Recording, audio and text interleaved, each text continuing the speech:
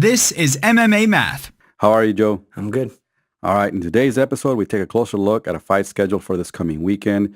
Also, in the aftermath today, we'll revisit the Ben Askren-Robbie Lawler fight. We have a main event. What do you say?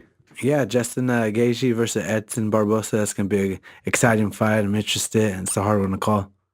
I agree, Joe. Any fight with Justin Gaethje is awesome. And in this fight, they got him facing a hard-kicking Muay Thai specialist. This is a fight where there's absolutely no reason to leave your seat.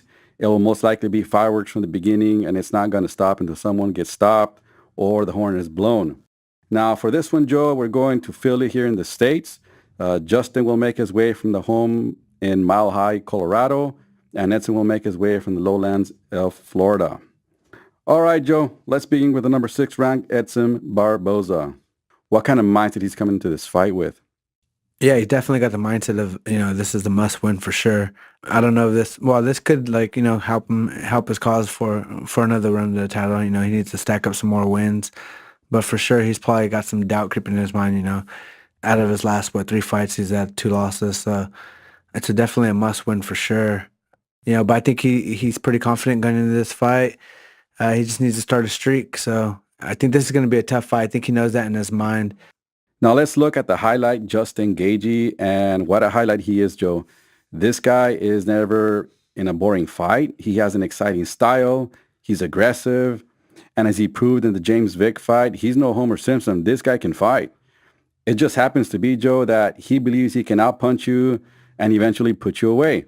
He's also the former World Series of Fighting champion, and under that promotion, he defended his belt 7 times before joining the UFC. Adding to that, in his first fight in the UFC, he put on a show. And even though Michael rocked him and almost finished him a few times, Justin, being Justin, kept at it until he got his way. Anyway, he's now 2-2 in the UFC, and those 2 losses were against the former champion Eddie Alvarez and the current number 3 ranked contender Dustin Poirier. So no shame there either, Joe.